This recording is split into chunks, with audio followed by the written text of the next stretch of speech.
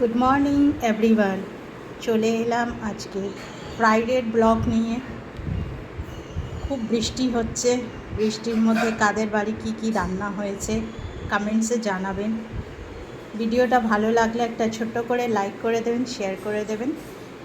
তো আজকে রান্নাবান্না বেশি কিছু করিনি, যা করেছি ওটা আপনাদের সাথে শেয়ার করছি। স্টার্ট করছি আমি ব্রেকফাস্ট থেকে। তো ব্রেকফাস্টে আবার সেই পরোটা নিয়ে যাচ্ছি, এই যে পরোটা আর ডিম আলু ভুজিয়া। পরোটা ডিম আলু ভুজিয়া, এটা আমার ব্রেকফাস্ট মেনু। আমার পরোটা খেতে, লুচি খেতে খুব ভালো লাগে। তো আজকে পরোটা আর ডিম আলু ভুজিয়া নিয়ে যাচ্ছি। আর লাঞ্চে নিয়ে যাচ্ছি হচ্ছে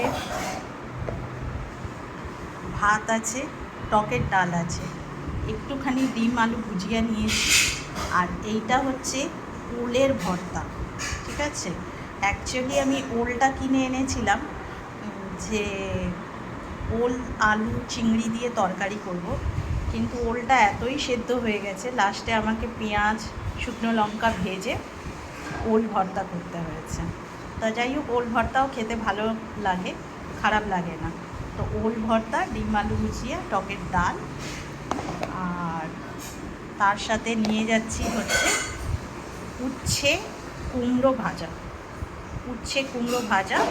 আর নিয়ে যাচ্ছি হচ্ছে চিংড়ি মাছ দিয়ে আলু দিয়ে তরকারি।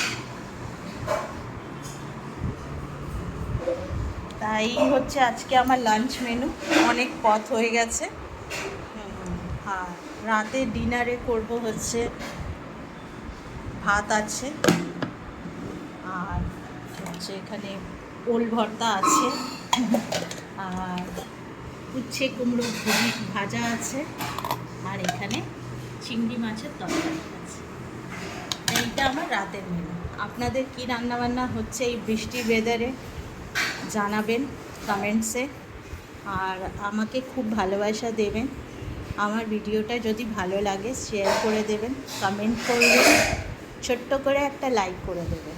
যদি ভিডিওর মধ্যে কোনো প্রবলেম হয় বা আমার থেকে কোনো কমপ্লেন হয়, প্লিজ আমাকে কমেন্টসের মাধ্যমে জানাবেন।